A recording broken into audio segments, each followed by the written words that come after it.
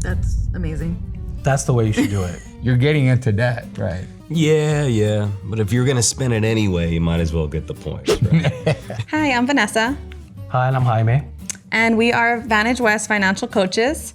And today we are reacting to the internet's financial advice and questions.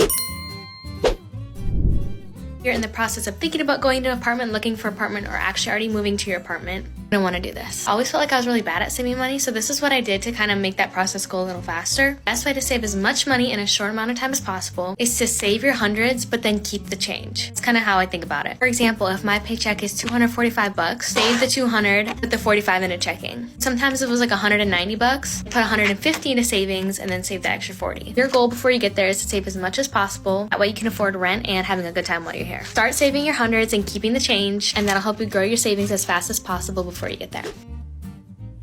That's pretty good.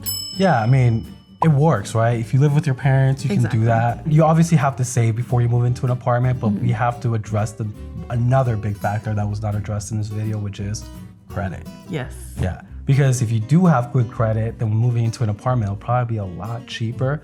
So all that money you saved up, you can use it for other things that college kids don't really think about when they moved out, because I know I did it, which is groceries, furniture, plates, any housing cups, supplies, cleaning stuff.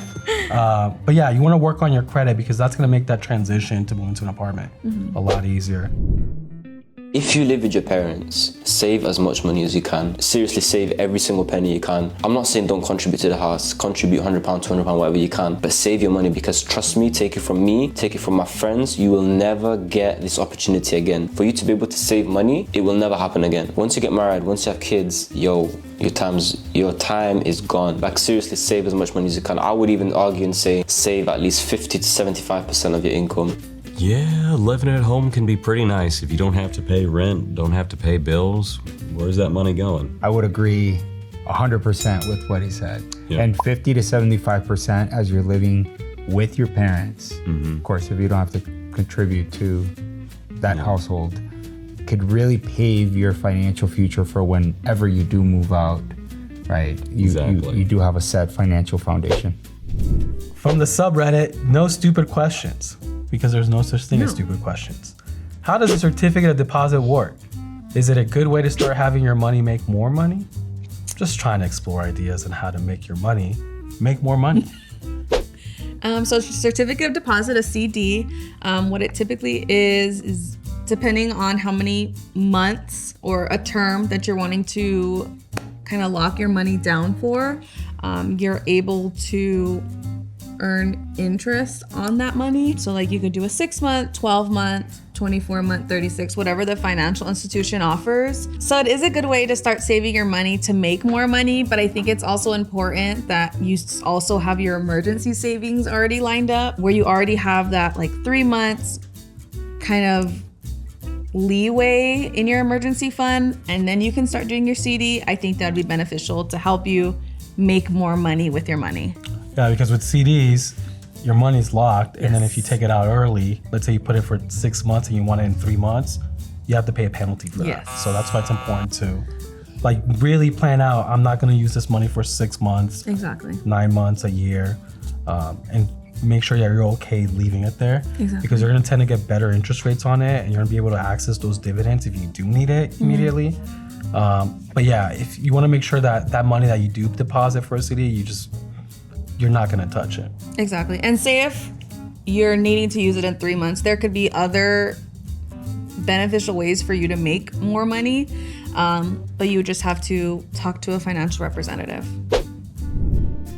Do these 5 things with your money as soon as you get paid. Number 1, know how much it costs to survive every month. Essentially everything that you spend monthly in order to live, including your housing, transportation, groceries, and bills. You'll want to keep this number under 60% of your pay. Number 2, set aside an emergency fund with at least 3 months of savings. So if your monthly survival costs are $2,000 a month, your emergency fund should be $6,000. Third, pay off any high interest rate debt, anything over 10%. Since it's hard to achieve more than 10% in investing, your best return on your money will be paying off debt. Number 4, set aside money for retirement, so make sure to take advantage of employer matches in your 401k and also set up a Roth IRA. Number 5, try start investing into normal taxable brokerage accounts and stay consistent with it. These will grow your wealth over time. Let me know how it goes. Hey, I like that.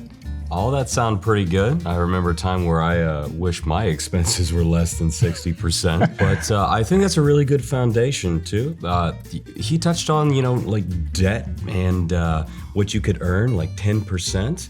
What do you think kind of on that? Is that the point where you'd want to start paying off those loans first before getting heavy into that 3-month savings? Yeah, so as he was explaining it, he was going it step by step, right? Mm-hmm. So of course that part of him saying, after savings, paying off debt, and he specified high interest debt, right? So he's probably mentioning credit cards, which definitely I'm in favor for to pay off as soon as possible. The only thing that I would say at the end when it comes to investing is the brokerage accounts. That could be a